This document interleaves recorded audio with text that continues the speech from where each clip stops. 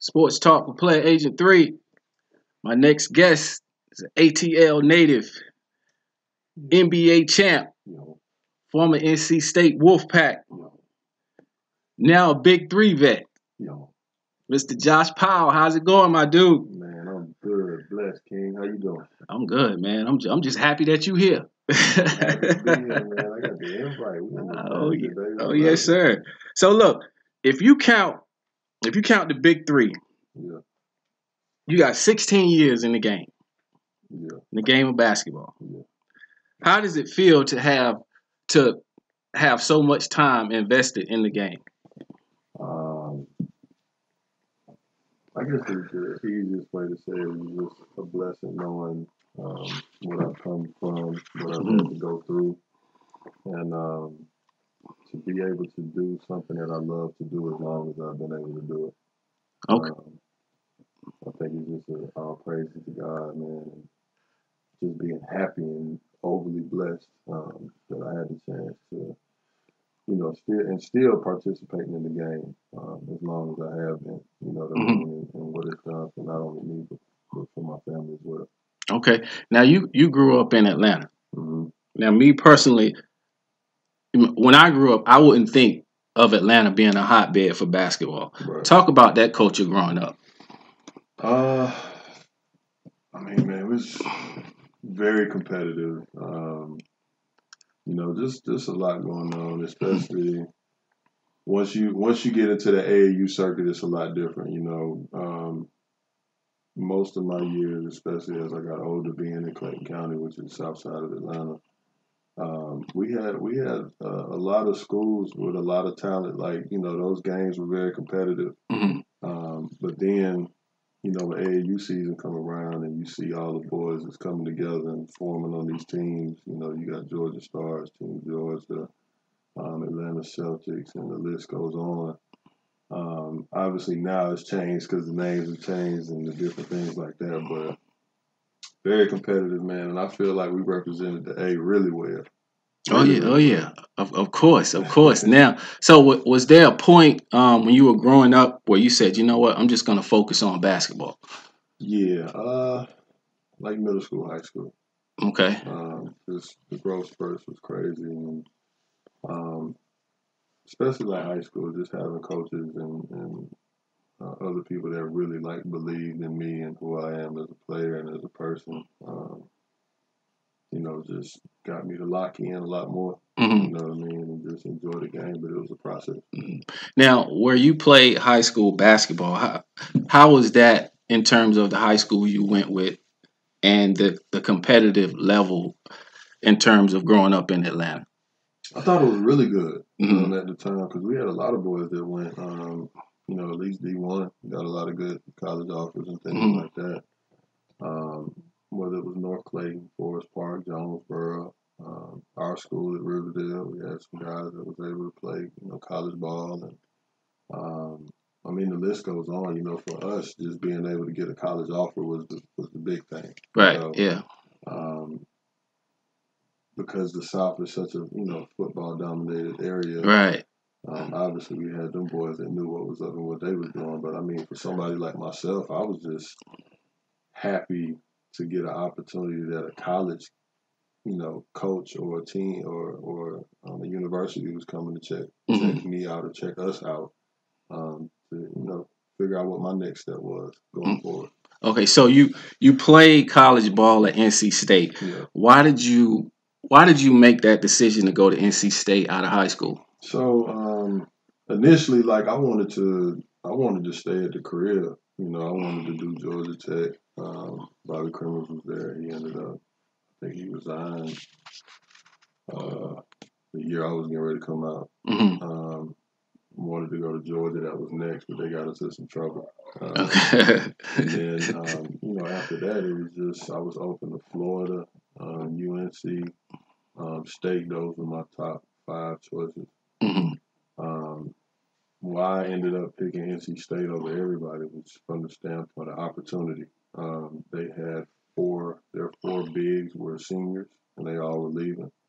And I felt like, if I worked my tail off, I can get in there and get me some minutes. You know what I mean? Or better yet, start. Like I was just on the mission. Okay. Now, being that you played in the ACC, Yeah. okay, you pretty much you had a solid 4-year career. Talk about just being able to play in that conference. Man, it was a huge adjustment, first of all, because everybody didn't know me growing up, man. When I first came out as a senior, man, I was like 185. Okay. So I'm 6'9", Yeah, 185. And yeah, put on some weight, then. Gotta put on some weight, man, because, you know, first year in the ACC, you talking about you going against, I think Chris Lang was still at UNC. Boozer. Okay. Lonnie Baxter, like it was like those. Oh yeah, those were some bruises. Yeah. And as soon as I graduated high school, I literally came straight here to start like getting in the weight room and you know start working on my game and stuff like that. So I had already been to some games and just seeing, you know, it was different. You know, I mean, yeah, I played AAU ball and I know I could hold my own, but it's still different. You know what I'm saying? Right. Like I'm as a kid and then you playing against somebody that's 22, 23, you know, that's got a couple years under their belt, you know, been working on their bodies and stronger, bigger, and all that. So it's an adjustment. You know what I mean? So I'm just glad that I got in early, and I think I got up to like 210. 210. Yeah. From 185. Like okay. Yeah. All right. So that's an adjustment. But you didn't have a choice. No, sir. Because if not, that would have been ravish. That would have been real rough. So let me ask you this. So did you ever have a moment where, or it could have been a game where you were like, damn, I'm playing in the ACC? I think my moment was my first day on campus. Like I was really tripping. Like, you know, your first day, you trying to walk, figure out where everything is, and by the, you know, first workout, everything else. Like by the time I got in bed that night, I was like, shit. This is real. Like I can't feel my body. Like I'm hurting from lifting weights for the first time. You know, all that kind of stuff, man. But it was good. You know, I was excited. I was, you know, ready for the opportunity and just looking forward to it, man. Just being in another state, you know, being at a big school, it was just all exciting. Okay. First time in the Dean Dome and Cameron Indoor Stadium. What's going through your mind? I'm gonna be real with you, man. Like, because of where I grew up and where I'm from, like some of them games we had, it was just like another day at the office. Because Riverdale versus North Clayton, that was like, yeah, you know, like you playing in front of the hood, like you got to show up. Like that's a different level of respect and a different, you know, different mindset you got to bring. So it's, you know, big games is like always exciting to be a part of those big games. You know, definitely. You know, whether it was Cameron or what's the your Dean Dome, Syracuse. Okay. What's the The name Carrier Dome? Yes, bro. Honestly, even with playing at Duke and Carolina and all that, that was different. Right. You know, being there because that's huge, man. You talking about? I think it was like 35,000, something like that. Because you know they do half the. Yeah. Man, yeah. That thing was crazy. So you have ice cold in your veins. Man, that thing was rocking, but it's exciting though. You know, you have fun in those environments and situations, man. And not only that, I remember my first time playing in Maryland. Maryland is a tough crowd too, but them people saying whatever. They really gonna say some foul shit, bro. Like, you know what I'm saying? But it's I just love those moments, man. I think that's when it really shows the type of person and player you are. Right. You know, when you show up in those type of games. Right. Who would you say was the best player that you played against in the ACC? We had so much talent. The first year, you talking about Chris Wilcox, Carlos Boozer. What's my man that went to Virginia? He was like a double king. Is it Travis? I can't remember Holmes' name, man, but he was like a lefty. He was a big. Can't remember his name, but he was a double machine though. Was it Shumpert? He was at Tech. No, he was at Syracuse. Ah, man. He was like a 3-4. Preston. Yeah, Preston. Okay, Yeah. yeah, right. All right. Appreciate that, Jay. Man, it's every night you had to bring it. Right, yeah. Every night. Okay. So if you look back on playing in the ACC, how do you think that prepared you for the next level? Well, first of all, I think that we all feel like we're working our butts off in high school, and then college definitely raises the bar. It shows you what hard work is about, and just a different level of training, and a different mindset you have to have, and locking in, and how you're learning the game a lot differently. But I just think it just prepares you. You're going against greats, and you're going against guys who are going to be league level, and you just kind of see what you need to do in order, and how you need to get better. You know what I mean? Night in and night out, just different things that I would pick up. Watching games and seeing what guys are going to be successful. Just being a sponge and just trying to learn different ways that I can get better too. Okay. Now you left NC State after your junior season. Sophomore. Yes. Okay, sophomore season. What prompted that decision for you to leave early? So I think you might be the only person to ask this. So you better get something. But basically, like, I had some things going on at home that a lot of people didn't know about. You know what I'm saying? My mom was sick and dealing with some stuff, and I actually wanted to test the waters at first. But some things happened at state that didn't really sit well with me, and things that were going on at home as well. So I just took the opportunity to do what I needed to do to help my mom. You know what I mean? To get some money going, man, because I was trying to make sure she was good. Right. Looking back on it, do you have any regrets for leaving after your sophomore season? Hell no. I think God's plan is His plan, man. Right. I think that I wish that I could have gotten the support a little bit more, and not necessarily. I just think from the school standpoint, like how they did some things and how they moved kind of didn't sit well with me, and I just kind of felt like even though I wanted to test the waters, they kind of like pushed me out the door. You know what I mean? Like, yeah. So. I don't regret anything because, again, as a 19-year-old young man, just making the decision to do what I need to do as a man, I can sit well with that. Understanding that I stepped out on faith. Exactly. And God had a plan, and again, I'm grateful for it because the amount of things that I've learned playing this game, has helped me as a person develop, more so as a man into my manhood as I started my journey. And I'm just beyond grateful for it because, again, no fear. I can't tell my kids something like that if I wasn't living proof of just stepping out on faith and just following my dream, even though I was doing it for, different reasons. But I don't regret that, man. I just, I wish I could have had a little bit more support. I see these guys now, the families, the friends, like they got so many layers. Yeah. When they get ready to make the decision, they got people that's backing them differently. You know what I mean? Yeah. And for me, like my mom was just like, whatever you want to do, I support you. That was pretty much it. My college experience as far as, well, first of all, me picking the college was something that kind of broke my household up. And then, as far as me making that decision to leave school, I mean, I just jumped out there. Okay. Now, take me back, if you can, take me back to 2003, okay? That was 2003 NBA draft. You went undrafted. How was that feeling of not receiving that phone call or not hearing your name called on draft night 2003? It hurt. You know what I'm saying? But it also drove me. What's crazy was because they picked Josh Howard as like the last pick in the first round. The Dallas Mavericks. Yeah. Okay.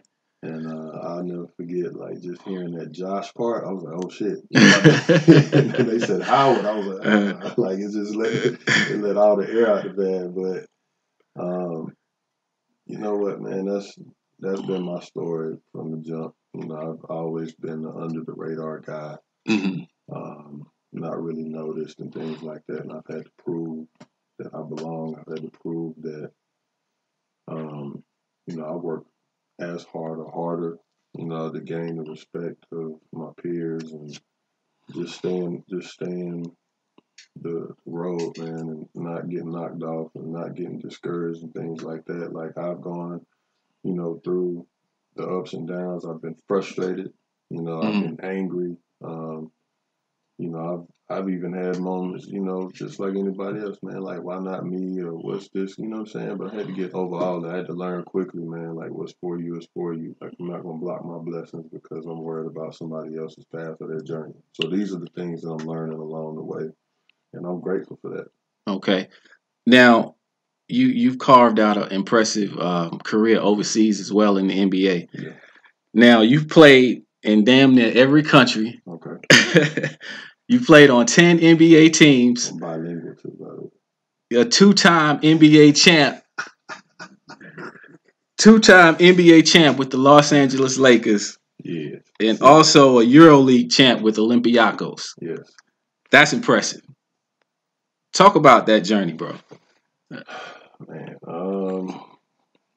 when I first decided to come out of school and I was sought after by Mr. Jamie Knox, who was also my longtime partner, my ace boom, quadruple OG. I think he's 55 now. But he might get me for that one. But the dope thing about it was he groomed me in this business, and from the jump, he was just like, "Listen, man, I'm just gonna be honest with you. Mm-hmm. I'm gonna tell you some things you don't like. I'm gonna tell you some things you're not gonna like." And for me, the biggest thing was just his transparency and that honesty, and that is something that I'm forever grateful because that helps you through the process so much more than somebody trying to sugarcoat something. Mm-hmm. So, I told him my main goal at the end of the day was definitely get a shot in the league and play. And he put me in positions where I was able to do just that, and then along the journey, just being in the right teams and the right situations to get an opportunity to play and show what I could do, whether it was NBA or whether it was overseas. Mm-hmm. And things ended up working out, man. I went undrafted. I got 2 cracks at it. So I'm not upset. I spent 6 or 7 years consistently in the league, and then when the lockout got out, and then I got back in. I was fortunate. You know what I mean? Like God has really blessed me, and outside of God, I definitely owe a lot of thanks to Jamie and just everything that he did. To put me in the positions to do that. Right, and I think your hard work definitely shows. Based on the amount of teams that you've played for. You can tell that perseverance has been a big thing for you. It's a different type of crowd. I think people don't understand that, man, to be able to adjust to so many different situations. Mm-hmm. So you're talking about going in different countries. You're talking about going on different teams. You're talking about picking up different schemes. You're talking about plays. You might be on one team where you're a starter. You might be on another team where you're a role player. You might be on another team where you got to sit down and, play 5 to 8 minutes. You know what I'm saying? Right. Or whatever. And I've been in every type of situation. You right. know what I'm saying? So, again, like, a lot of people aren't willing to deal with that or go through those journeys and whatever. And I've just been able to take it and, make the most out of it. You know what I'm saying? Especially as I got older. Right. Now, are you the type of player that take every situation, learn from it, and use it in the next situation? Because again, you played in Europe, and you've also played in the NBA. So, I mean, how did you take those experiences in Europe and translate them to the NBA and vice versa?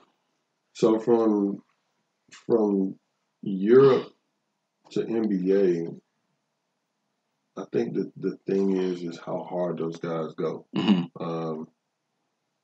And, the amount of pressure that rides on game to game, and it's just a different level, like how you always play and perform, like everything you're doing feels like you're going 500 miles an hour. So that was good from the standpoint of having a work ethic. And, when you're on the court, guys know you're going to run your tail off. You're going to crash them boards hard as hell. You're going to do this, or you're going to fight. You're going to compete. The league aspect fine tuning my skill level, learning how to get a bucket, defending, because you're going against, the top players in the world, and learning how to lock people up and use that no matter where you go. At the end of the day, if you can't get a bucket, man, that defense will keep you on the floor.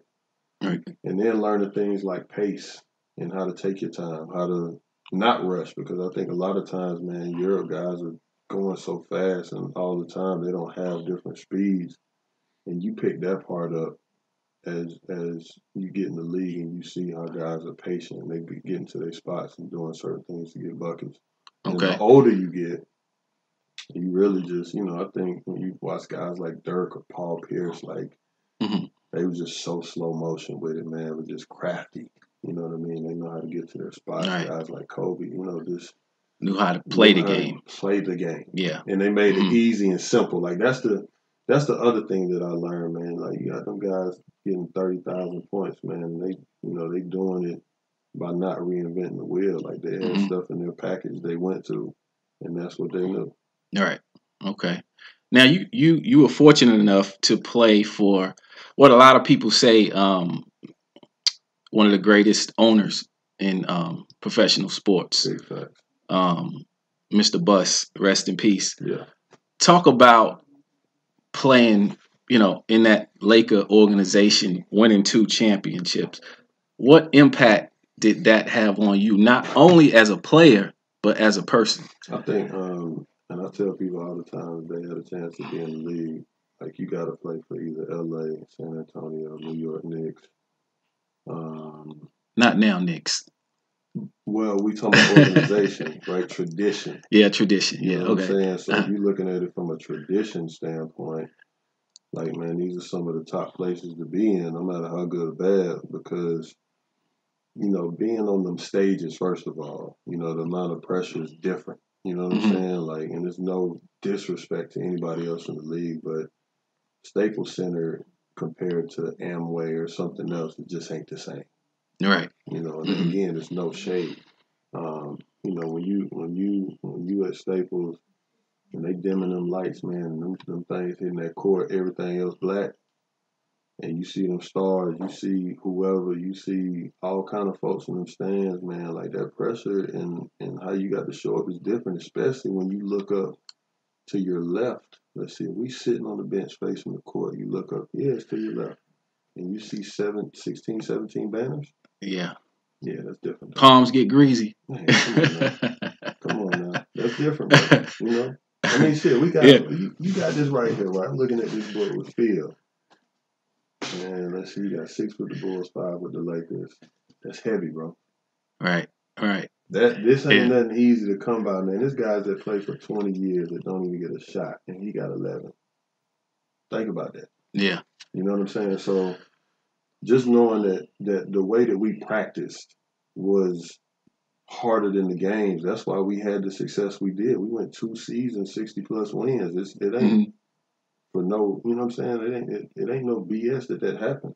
Right. You know what I mean? Yeah. Like when I showed the year that I came, even them summer workouts, you know what I'm saying? How we was going at each other, like heavy, bro.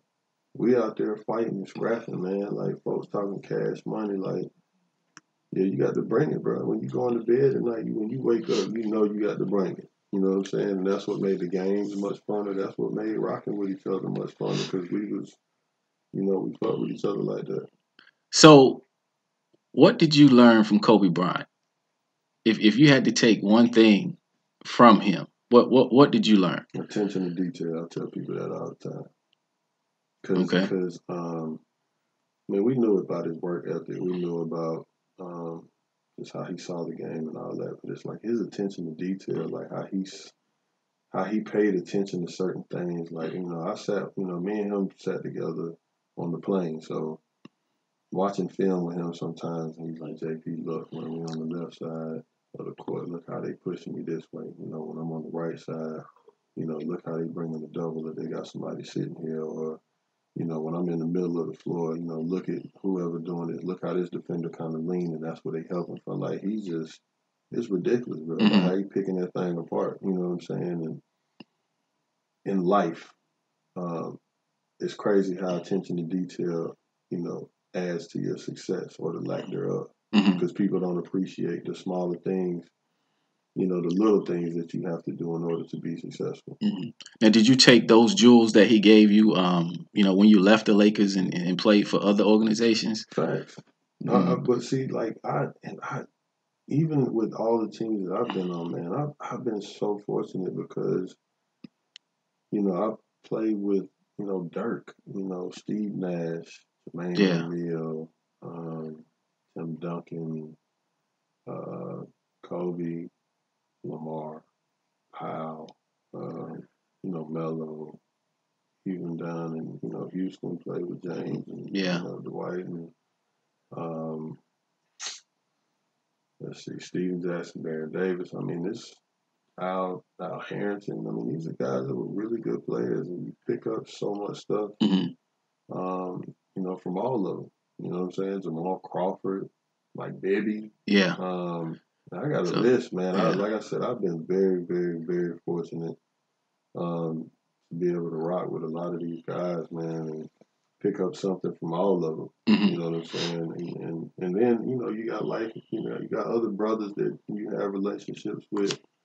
I mean, shit, Josh Howard was he had a great career. He was an all-star. You know what I'm saying? Like, bro got game too. You know what I mean? Just how he saw the floor. Marquise Daniels. I mean, the list goes on, bro. I've been fortunate. And you pick up something from every one of them. Even Darryl Armstrong, bro. Darryl Armstrong played millions of years in the league. He's one of the hardest working, no nonsense guys, bro. Just how he showed up, how he practiced, how he played.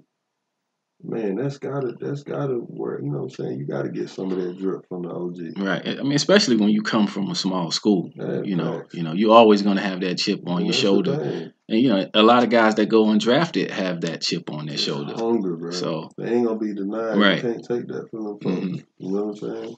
Yeah, I mean, and it definitely shows, or it definitely showed when you were playing, that you had that chip on your shoulder. And I think it's paid off for you.